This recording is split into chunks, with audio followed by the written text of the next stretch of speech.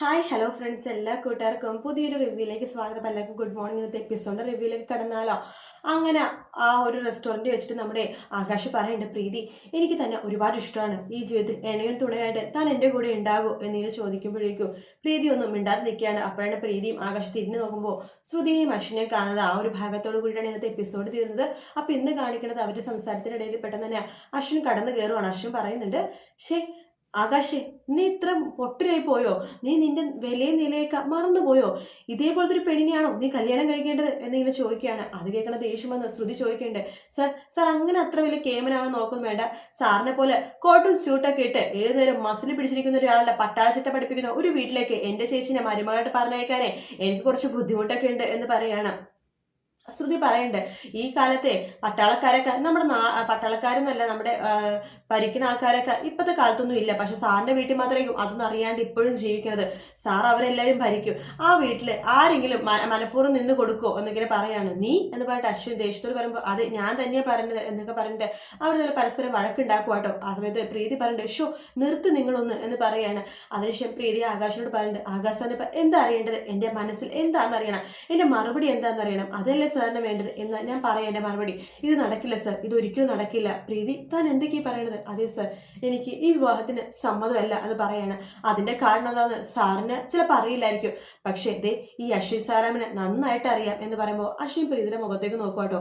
പ്രീതി പറയുന്നുണ്ട്, സാറിന് എന്നെ കുറിച്ച് എന്തറിയാം സാർ? ഞാൻ പ്രീതിയാണെന്ന് അറിയാം, ശ്രുതിയുടെ ചേച്ചിയാണെന്ന് അറിയാം. അതിനപ്പുറം സാറിനൊന്നും അറിയില്ലല്ലോ. പക്ഷെ സാറിന് അറിയാൻ പാടാത്ത കുറച്ച് കാര്യങ്ങളുണ്ട്. അതറിയുമ്പോൾ സാറിന് മനസ്സിലാവും സാർ എത്രമാത്രം തെറ്റാണ് എൻ്റെ ജീവിതത്തിൽ ചെയ്തതെന്ന്. ഒരു പെൺകുട്ടി വിവാഹത്തിന്റെ സമയത്ത് വിവാഹം മുടങ്ങി പോകുമ്പോൾ അവളുടെ പ്രതീക്ഷകളും അവളുടെ ആ സ്വപ്നങ്ങളും അവളുടെ സങ്കടമൊക്കെ സാറിന് പറഞ്ഞാൽ മനസ്സിലാവോ? പക്ഷെ സാർ അങ്ങനത്തെ ഒരു വലിയ തെറ്റ് എന്നോട് ചെയ്തിട്ടുണ്ട് എന്ന രീതിയിൽ പ്രീതി അവിടെ നിന്ന് പോകുവാട്ടോ. അപ്പോഴാണ് അശ്വിനെ മനസ്സിലാവുന്നത് അന്ന് വിവാഹം മുടങ്ങിയ ആ ഒരു കാര്യം. ശരിക്കും അതൊന്നും ശരി ക്ലിയർ ആയിട്ട് ഇതിൽ കാണിച്ചില്ല കേട്ടോ. അതിനുശേഷമാണെന്നുണ്ടെങ്കിൽ അശ്വിൻ അങ്ങനെ മനസ്സിൽ വിചാരിക്കുകയാണ്. ശ്രുതി പറയണ്ട, കേട്ടല്ലോ എൻ്റെ ചേച്ചിയുടെ മറുപടി?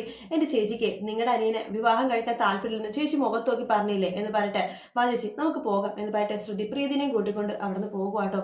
ആകാശിന് ആകെ വിഷമം പോകുന്നുണ്ട്. ആകാശ് ആകെ വിഷമത്തോടു കൂടി അവിടെ നടന്നു പോവാണ്. തൊട്ടു പിന്നാലെ അശ്വിനും പോകുന്നുണ്ട്. വണ്ടിയിലേക്ക് കയറുവാണ് ആകാശ്. ആകാശിന്റെ മുഖത്തിരുന്ന് നോക്കിക്കൊണ്ടിരിക്കുകയാണ്. ആകാശിന് വല്ലാത്ത വിഷമമൊക്കെ ഉണ്ടെന്ന് അശ്വിനെ മനസ്സിലായി കേട്ടോ. തിരിച്ച് വീട്ടിലെത്തുമ്പോഴേക്കും ആകാശം എന്തൊക്കെയോ ആലോചിച്ചുകൊണ്ടിരിക്കുകയാണ്. ആകാശേ എന്താ ചേട്ടാ, വീടെത്തി, നീ ഇറങ്ങുന്നില്ലേ? ആ ചേട്ടാ സോറി, ഞാൻ കാരണം ചേട്ടൻ്റെ മീറ്റിംഗ് മുടങ്ങിപ്പോയല്ലേ.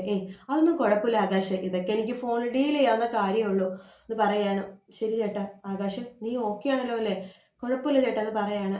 അതിനുശേഷം ആകാശ് അവിടെ നിന്ന് നേരെ വീട്ടിലേക്ക് പോകും. അപ്പം അഞ്ജലി പുറത്ത് കാത്തു നിൽക്കുന്നുണ്ട്. അഞ്ജലി ചോദിക്കുന്നുണ്ട്, ആകാശ് നിനക്ക് എന്ത് പറ്റി? നീയും ചേട്ടനും കുഞ്ഞിനും കൂടി ഇപ്പൊ പോയല്ലേ ഉള്ളൂ, എന്തോ ഇമ്പോർട്ടൻറ്റ് മീറ്റിംഗ് ഉണ്ടെന്നൊക്കെ പറഞ്ഞിട്ട് ഇത്ര ഇടം തിരിച്ചു വന്നോ? ചേച്ചി എനിക്ക് ഇവിടെ തലവേദന, അതുകൊണ്ട് ഞാൻ പോയില്ല, തിരിച്ചു വന്നു എന്ന് പറഞ്ഞിട്ട് ആകാശ് അകത്ത് കയറുവാണ്. ആകാശിന്റെ പെരുമാറ്റത്തിൽ എന്തൊക്കെയോ ഒരു പന്തികേടും സംശയവും അഞ്ജലിക്ക് തോന്നുന്നുണ്ട്.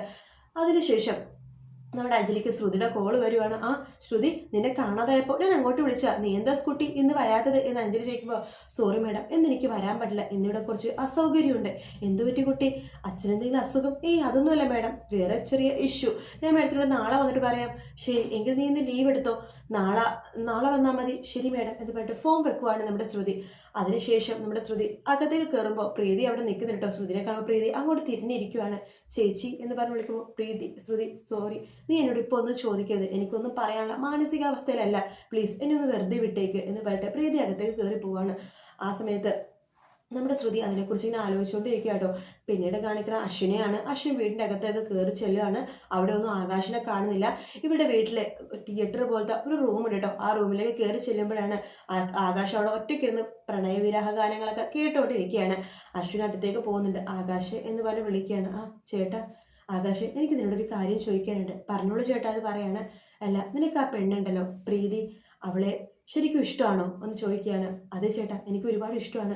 ശരിക്കും പറഞ്ഞാൽ ആ പെണ്ണിനും എന്നെ ഒരുപാട് ഇഷ്ടമാണ്. പക്ഷേ നിന്റെ പ്രണയം അവൾ സ്വീകരിച്ചില്ലല്ലോ, നിരസിക്കുകയല്ലേ ചെയ്തത്? ഇല്ല ചേട്ടാ, അവൾക്ക് എന്നോട് ഒരുപാട് ഇഷ്ടമാണ്. അത് നിനക്ക് എങ്ങനെ അറിയാം? അവൾ നിന്നോട് അങ്ങനത്തെ ഒന്നും പറഞ്ഞില്ലല്ലോ. ചേട്ടാ, ചില കാര്യങ്ങൾ പറയേണ്ട ആവശ്യമില്ല, നമുക്കത് മനസ്സിലാക്കാവുന്നതല്ലേ ഉള്ളൂ. ഇതിനു മുമ്പ് ഞാൻ ആ കുട്ടിയെടുത്ത് പ്രണയം അഭ്യർത്ഥിച്ചപ്പെടുന്നു, ആ കുട്ടി നിരസിച്ചിട്ടില്ല. പക്ഷേ ഇപ്പം ആദ്യമായിട്ടാണ് ആ കുട്ടി അങ്ങനെ പൊട്ടിത്തെറിക്കുന്നത്. പക്ഷെ അവളുടെ ഉള്ളിൽ ഒരുപാട് എന്നോടുള്ള ഇഷ്ടമുണ്ടെന്ന് എനിക്ക് നന്നായിട്ട് അറിയാൻ ചേട്ടാ എന്ന് ആകാശ് പറയുവാട്ടോ. അതിനുശേഷമാണെന്നുണ്ടെങ്കിൽ നമ്മുടെ ആകാശ് പറയുന്നുണ്ട്. അതുമാത്രമല്ല, അവൾ എന്നെ പ്രണയം നിരസിക്കാൻ ഒരേ ഒരു കാരണം അമ്മയാ. അമ്മ വഴക്ക് പറയും, അമ്മ ചീത്ത പറയും, ഈ ബന്ധത്തിനെ എതിർക്കും എന്നൊക്കെ വെച്ച് പേടി കൊണ്ട് ആ പെണ്ണ് പ്രീതി എൻ്റെ പ്രണയം നിരസിച്ചത്. അല്ലാതെ അവൾക്ക് എന്നോട് ഇഷ്ടമില്ലായിട്ടൊന്നല്ല. ശരി, അവൾക്ക് നിന്റെ ആത്മാർത്ഥമായിട്ടുള്ള ഇഷ്ടമുണ്ട്, നിന്നെ മതി എന്ന് അവള് പറയുകയാണെങ്കിൽ തീർച്ചയായിട്ടും നിങ്ങളുടെ പ്രണയത്തിൽ ഞാൻ കൂടെ ഉണ്ടാവും. ഈ ഡീല് ഞാൻ ഉറപ്പിക്കും. ഡീലോ? ചേട്ടൻ വിചാരിക്കുന്ന പോലെ ഇത് ബിസിനസ് കാര്യങ്ങൾ പോലെയല്ല. ആകാശേ, നീ ഈ കാര്യം എനിക്ക് വിട്ടേക്ക്, ഞാൻ ഡീൽ ചെയ്തോളാം എന്ന് പറയട്ടെ അശ്വിൻ അവിടെ നിന്ന് പോകാട്ടോ. ആകാശ് ചേട്ടൻ എന്ത് ചെയ്യാനാ എന്ന രീതിയിൽ ആകാശം ആകെ വിഷമിച്ച് അവിടെ തന്നെ ഇരിക്കുകയാണ്. ശേഷം നമ്മുടെ അശ്വിൻ ശ്രുതിനെ വിളിക്കുവാട്ടോ. ശ്രുതി ആ സമയത്ത് ഫോൺ എടുക്കുന്നുണ്ട്. ഹലോ, ശ്രുതി, ഇത് ഞാൻ അശ്വിൻ. എനിക്ക് മനസ്സിലായി. എന്താ സാർ വിളിച്ചത്? അതെ, എനിക്ക് തന്നെ പെട്ടെന്നൊന്ന് കാണണമല്ലോ, ഒരു അത്യാവശ്യ കാര്യം സംസാരിക്കാനുണ്ട്. സോറി സാർ, ഞാൻ കുറച്ച് തിരക്കിലാണ്.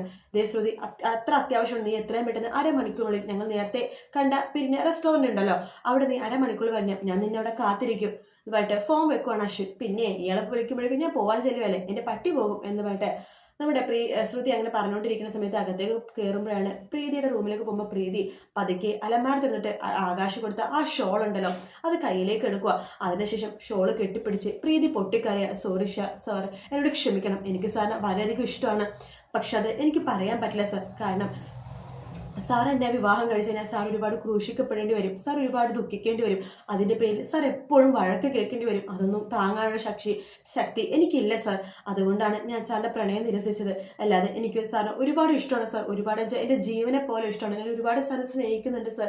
എന്നിട്ട് ആ ഷോളും കെട്ടിപ്പിടിച്ച് പ്രീതി പൊട്ടിക്കരയുവാട്ടോ. അത് കണ്ടുകൊണ്ട് നമ്മുടെ ശ്രുതി ആകെ ഞെട്ടിപ്പോകുവാണ്.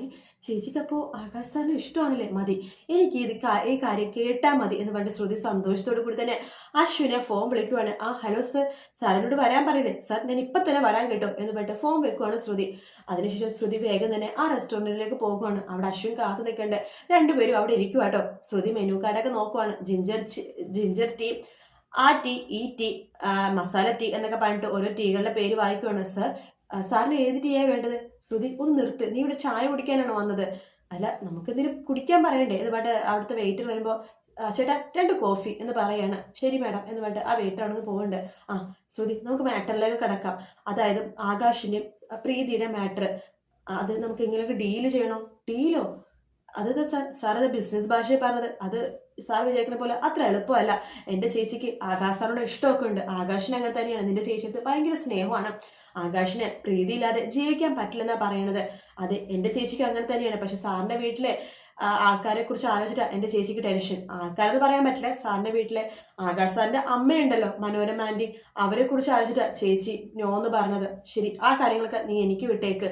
എന്തായാലും നിന്റെ ചേച്ചിക്ക് ഈ വിവാഹത്തിന് സമ്മതമാണെങ്കിൽ നമുക്കിത് എങ്ങനെയായാലും അവിടെ വിവാഹം നടത്തി കൊടുത്തേ പറ്റൂ എന്ന് പറയുകയാണ്. സാർ, അതത്ര എളുപ്പമല്ല എൻ്റെ ചേച്ചിനെ കൊണ്ട് സമ്മതിപ്പിക്കൽ. അപ്പോൾ നീയല്ലേ പറയുന്നത് നിന്റെ ചേച്ചിക്ക് ഇഷ്ടമാണെന്ന്? അതെ, പക്ഷെ ചേച്ചി നിരസിച്ച കാര്യം പിന്നെ ആക്സെപ്റ്റ് ചെയ്യാണ്ട് കുറച്ച് ബുദ്ധിമുട്ടാണ്. കുഴപ്പമില്ല, അതിനൊരു വഴിയുണ്ട്. വഴിയോ? എന്ത് വഴി? കുറച്ച് വളഞ്ഞ വഴിയാ. നിന്റെ ബുദ്ധിയിൽ വന്ന വഴിയല്ലേ, അത് വളഞ്ഞതായിരിക്കും എന്ന് എനിക്ക് പറയാം.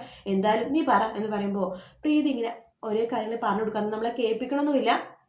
അപ്പോൾ അശ്വിൻ പറയണ്ട, ഇത് വർക്കൗട്ട് ആവും എന്ന് ചോദിക്കുമ്പോൾ ഇത് വർക്കൗട്ട് ആവും സാർ, എൻ്റെ ചേച്ചിയുടെ മനസ്സ് എനിക്ക് നന്നായിട്ട് അറിയാലോ, ഞാൻ സാർ ഞാൻ പറഞ്ഞ പോലെ തന്നെ ചെയ്താൽ മതി എന്ന് പറയാണ്. അപ്പോൾ അശ്വിൻ പറയണ്ട, ശരി അങ്ങനെ ആവട്ടെ. അതിനുശേഷം ശ്രുതി പറയണ്ടേ, സാർ നമ്മൾ തമ്മിൽ ഒരുപാട് പ്രശ്നങ്ങളും വഴക്കുകളുണ്ട്, പക്ഷേ ഈ കാര്യത്തിൽ നമ്മൾ ഒറ്റക്കെട്ടായിരിക്കണം. അത് തന്നെ എനിക്ക് നിന്നോട് പറയാനുള്ളത്. ഈ കാര്യത്തിൽ നമ്മൾ ഒറ്റക്കെട്ടായിരിക്കണം, നമ്മൾ പറഞ്ഞ പോലെ തന്നെ എല്ലാ കാര്യങ്ങളും നടക്കണം. അതെ എന്ന് പറഞ്ഞിട്ട് അവർ സന്തോഷത്തോടു കൂടി നിൽക്കുക കേട്ടോ. ശേഷം അശ്വിൻ ശ്രുതിനെ വീട്ടിൽ കൊണ്ടാക്കാൻ വേണ്ടി വീടിൻ്റെ അടുത്തെത്തുമ്പോഴേക്കും ശ്രുതി പറയണ്ടേ, സാർ ഇവിടെ നിർത്തിയാൽ മതി, ചേച്ചി നമ്മൾ രണ്ടുപേരും ഒരുമിച്ച് കണ്ടു കഴിഞ്ഞാൽ നമ്മുടെ പ്ലാനൊക്കെ എല്ലാം പൊളിയും, നമ്മൾ വിചാരിച്ച പോലെ ഒന്നും നടക്കില്ല. അതുകൊണ്ട് സാർ ഇവിടെ നിർത്ത്, ഞാൻ വീട്ടിലേക്ക് കയറിക്കോളാം, എന്നിട്ട് ഞാൻ പറഞ്ഞ പോലെ തന്നെ സാർ ചെയ്താൽ മതി. ശരി എന്ന് പറഞ്ഞിട്ട് ശ്രുതി, എനിക്ക് തന്നോടൊരു കാര്യം. അപ്പോഴേക്കും ശ്രുതിനെ കാണുന്നില്ല. ശ്രുതി അപ്പുറത്തെ സീറ്റിലേക്ക് എഴുന്നേറ്റ് പോയി കേട്ടോ. താനെന്താ ഇവിടെ നിൽക്കണത്? സാർ, പതുക്കി ചേച്ചി അവിടെ നിൽക്കുന്നുണ്ട് എന്ന് പറഞ്ഞിട്ട് നോക്കുമ്പോഴേക്കും നമ്മുടെ അശ്വിൻ നോക്കുമ്പോഴേക്കും പ്രീതി അവിടെ നിൽക്കുന്നുണ്ടോ. പ്രീതി പെട്ടെന്ന് അശ്വിൻ്റെ കാറിലേക്ക് നോക്കുവാണ്. ആ ഒരു ഭാഗത്തോട് കൂടിയിട്ടോ എപ്പിസോഡ് തീരുന്നത്.